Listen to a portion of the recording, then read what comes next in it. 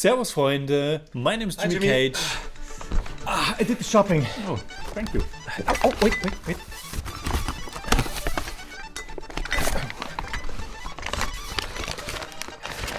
Buddymeister, you're boozing again. I'm not. Get out of here. I'm not. At least he got me my stuff.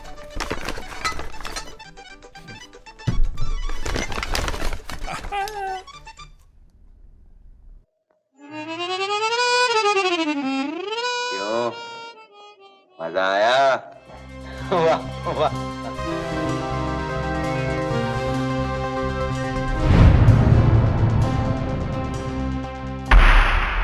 Servus Freunde, my name is Jimmy Cage. And I'm Deniz, the Bawarchi Meister. We have reviewed more than 400 Indian movies on the channel, and it has become a tradition for us to watch and review a Hrishikesh Mukherjee movie each year around Christmas. It began with Anand, then we did Chupke Chupke, Golmaal after that, and last year it was Anupama. There's really no specific connection to Christmas at all. It just felt nice to watch some classics, especially when these movies have such a warm and heartfelt touch to them. But I have to say that this time I really felt as if the movie could have very well been set around Christmas, because its message would fit perfectly, and because there's also this magical or supernatural element to it, almost like a Christmas miracle. The movie is of course Bawarchi, which came out in 1972 and is therefore celebrating its 50th anniversary this year. It's a remake of the 1966 Bengali language film Galpa Holeo Satye, in which Rabi Ghosh played the lead role. Bawarchi, which means chef, was written by Hrishikesh Mukherjee and Gulzar and directed by Hrishikesh Mukherjee. It stars Rajesh Khanna, Jaya Bachchan, at that time still known as Jaya Baduri, A.K. Hangal, Azrani, and some other faces that we have seen before. Jimmy, what did you think about Bawarchi? I thought it was just delightful. It put a huge smile on my face almost from beginning to end, and it might very well be my favorite Hrishikesh Mukherjee movie so far. How about you? I loved it, and I love Hrishikesh Mukherjee. This is just immediately charming and radiating so much congeniality you don't want it to end. You get sucked in from the first second and you just feel good while watching it. And what a fun idea to not put the opening credits in typical text form, but to let them be read out loud by our commentator. Directed by Hrishikesh Mukherjee. Voiced by none other than Amitabh Bachchan. And what a wonderful introduction to this big joint family. To the home that is named Shanti Nivas, which translates to home of peace, when it's anything but peace. The family itself is calling it a madhouse and a zoo, and it really is, and for us, it's a lot of fun. As an outsider, it can be quite difficult sometimes to fully understand each and every relation, but in the case of Bawarchi, it got very clear after a while, and the family dynamic, the small but also bigger conflicts were laid out perfectly. And after we are fairly familiar with this family, after about half an hour, our actual protagonist magically emerges from the morning mist of a nearby forest. It's such a beautiful shot. And from that moment on, the real fun and charm begins, with Rajesh Khanna being absolutely wonderful as the mysterious cook Raghu, who will change the lives of everyone in the Sharma family. It's so funny how everybody flips out because a new cook has arrived after the last one and the one before that, and probably the one before that, have just left because of the craziness in this house. And Raghu is so nice that it's hard to believe actually.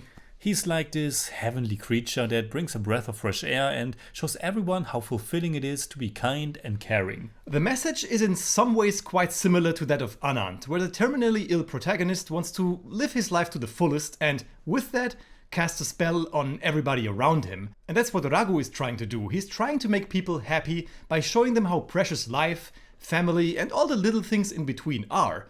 Although with the small difference that we do not know how honest all of it really is. Yes, there's this little tension or question if Raghu is really good at heart or if he's just tricking everyone for a secret and malicious motivation, namely the stealing of the jewels and money of grandfather Shivnath.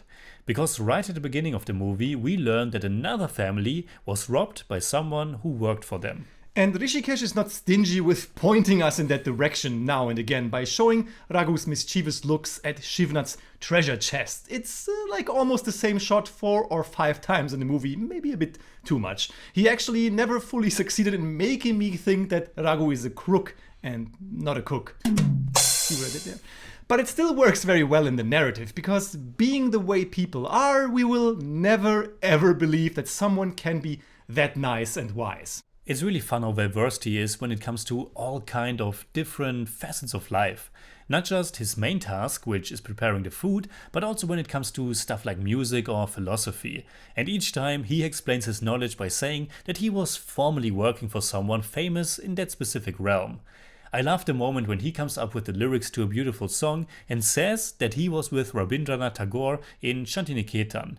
When it becomes obvious that this can't really be, as Tagore has been dead for 30 years, he updates his story so that he was in the womb of his mother, who was at Shantiniketan, and the influence alone had such a positive effect on him. Yeah, and it's these little inconsistencies in his stories that make the whole story about his honesty go so smoothly. And it's so lovely but also so accurate how many conflicts in the family can stem from rather petty things, like who can use the toilet first in the morning. The humor in Bawarchi can certainly be a bit broad, for example through those big facial expressions, reaction shots with big eyes and stuff like that.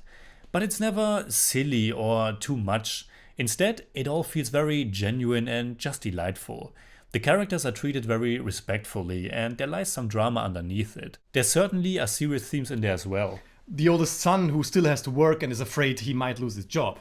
The wives who lost themselves a bit too much in bickering and commanding other people around.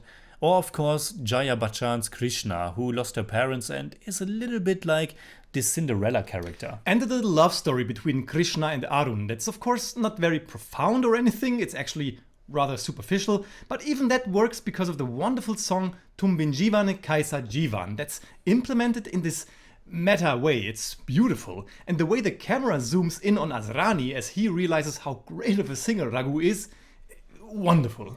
There are many great scenes in Bawarchi that will linger in our minds for sure. The whole dancing competition, the final song Boa Ai Gaya Andiraya, where everybody chimes in their own distinct way. Especially that great moment where Sita begins to dance, and everybody's cheering. The performances are all quite wonderful, with Rajesh Khanna really hitting it out of the park. He's so charming, so likable, so passionate and kind.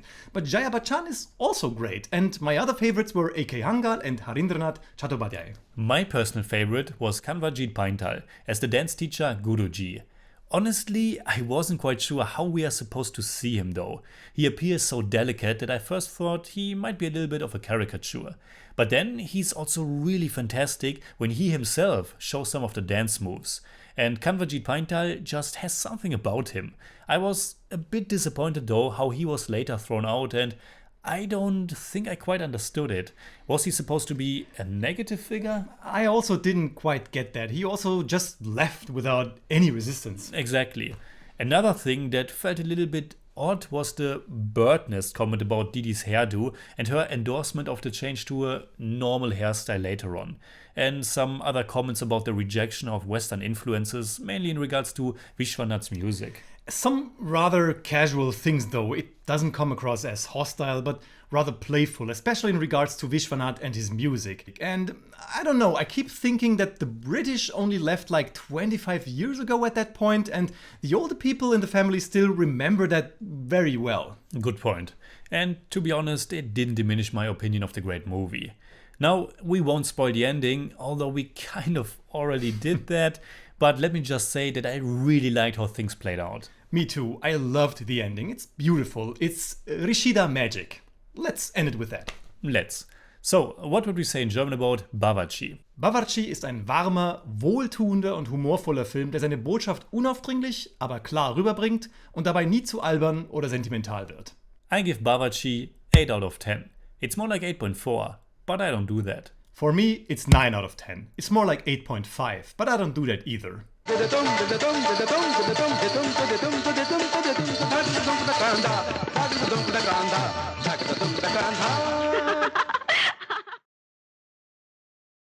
I hope that I'm not destroying the movie for you now, Jimmy, but did you know that Jaya Bachchan didn't really enjoy filming Bawarchi?